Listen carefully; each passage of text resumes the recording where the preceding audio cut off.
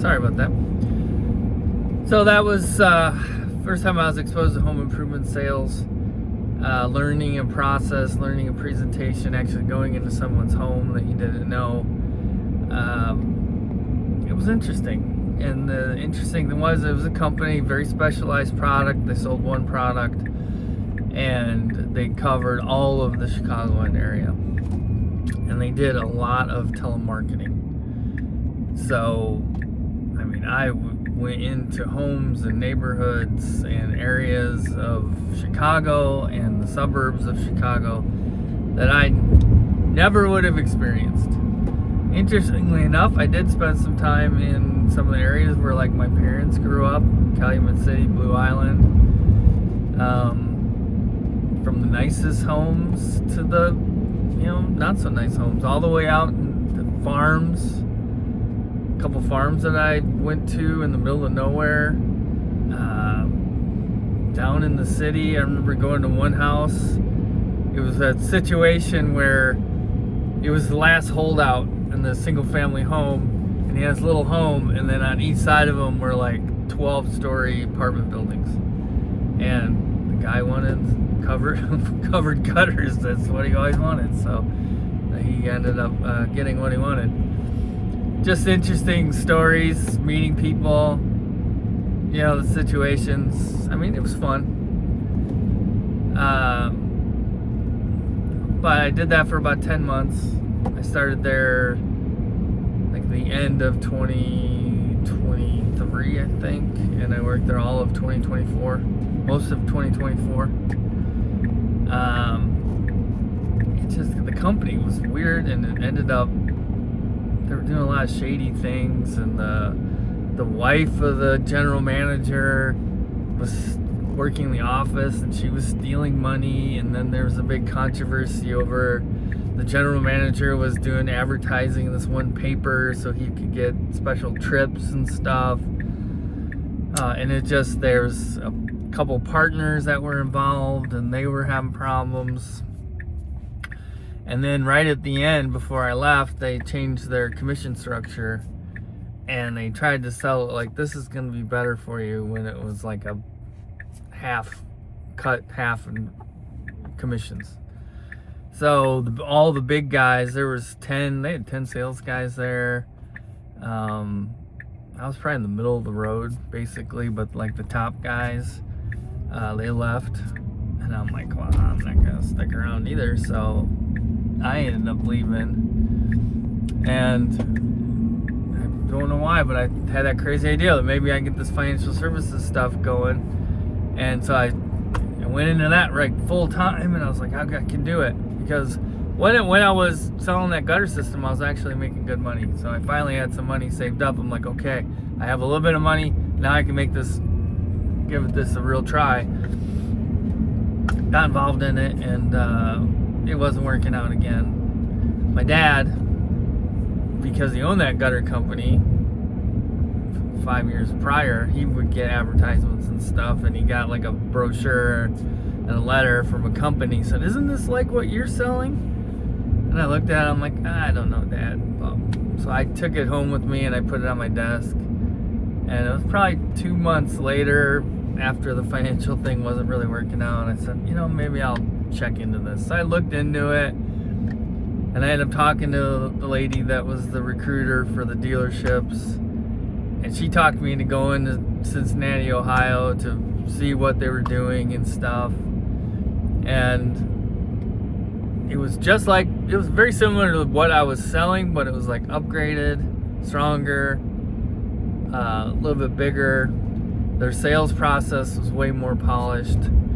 You bought into the dealership, which means you bought like a machine that created the product. You got all the sales material, everything like that. You send your sales guys out to Cincinnati, get trained and stuff. So that's what I did. I talked my dad into getting a loan for the business, and away we went. It was kind of tough. I mean, my parents had a lot of confidence in me, and they believed in me, but my dad got that loan for me without telling my mom. And when she found out, she was like, oh, well, we need to get this and that and this and this. She wanted like 10% off the top of every sale and all this other stuff. I'm like, whoa. You know, this is a brand new business. You can't be doing that because you're going to drive us right out of business. So luckily they kind of backed off and just let me do my thing. And, you know, the business picked up pretty much from the beginning. It was nice because it was a new thing. It was still kind of a hot concept and product. This was the newest thing, and it really was the best product out there, and we could price it lower than the other competitors. So it was kind of interesting. The company that I'd worked for was like our big competitor. They were one town over in Chicago suburbs. Everything kind of bleeds together, but they were just one town over. So there's a lot of overlap, seeing each other. And I knew like where the good leads were when I was running leads for them, because those were the ones that sold. So we ended up advertising in the same newspaper. We were all over the place. Some people that worked there either had gotten fired or wanted to move over. They came over. I will be honest with you, we never took their A players. It was always second tier people, but hey, they knew kind of what they were doing. They were already trained, and away we went. There was never really any animosity between us and them. I mean, maybe a little bit, but they were really on the decline, and so a lot of people were jumping ship, or they were letting people go, and we never really stole anyone per se, but they just came over and worked for us after they were done there. The early years, it was crazy, because it was really me, a production manager, a marketing lady, and then I had 2 sales guys. And the first two sales guys I hired were both characters. The one guy was just awesome, funny, could sell. He was great. You know, he was in the car business for a long time, and he was a parts manager guy. So he kind of knew how to deal with people in sales and stuff, and he was really good. Fortunately, he had some health issues, and he had to, I think he worked for us maybe 2 years, and then he had to kind of retire because he was having some health issues, and it was pretty sad. But the other guy was a young guy that we hired. I'm not even going to talk about him, because as time went on, he was with us for a long time. As time went on, he just became just not a good person. Just absolute, I don't know, just an absolute not good person. So that's all I'll say about that. But anyways, the early days were good. We were starting to go. We were starting to sell. We're starting to expand.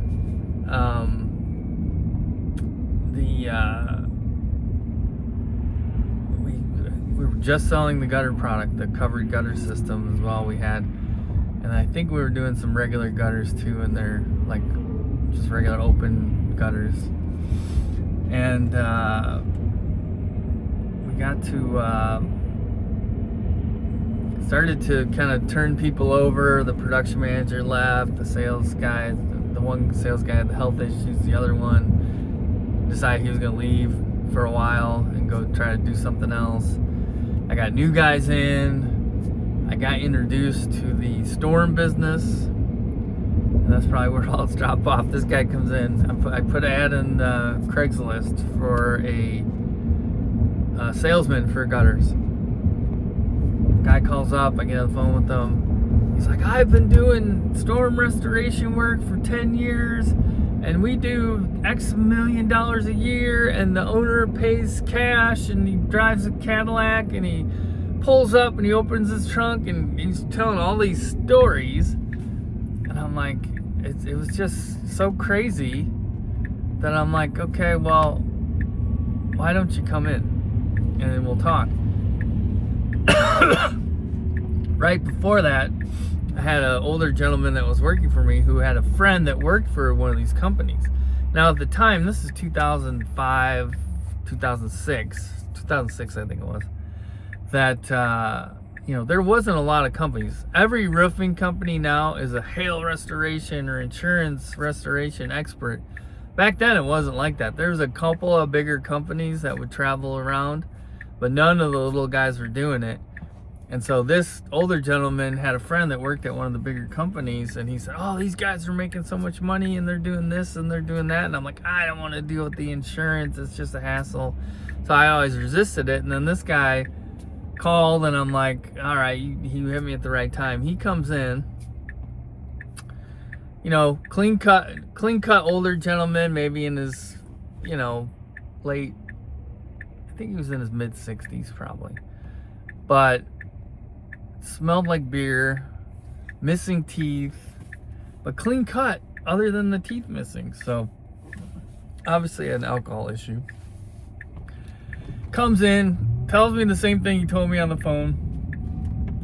Says, I've got leads. He goes out to his car, he pulls out like a notebook with a bunch of addresses.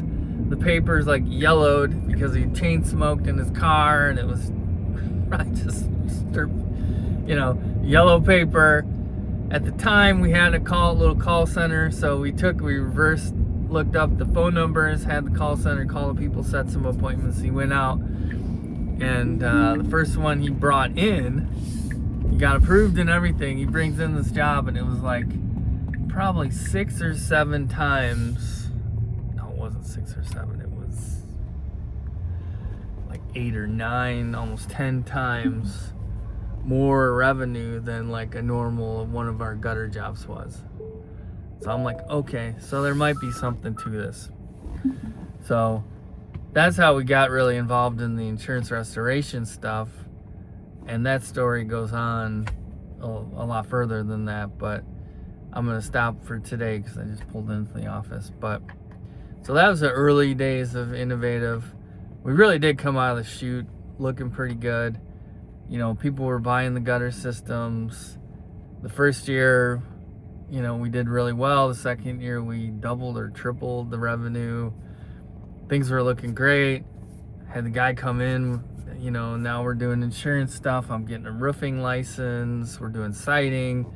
So it all happened pretty quick, where we were really starting to grow. And that's where I'm going to stop for today. All right. Well, you have a good day, and then we'll see you tomorrow.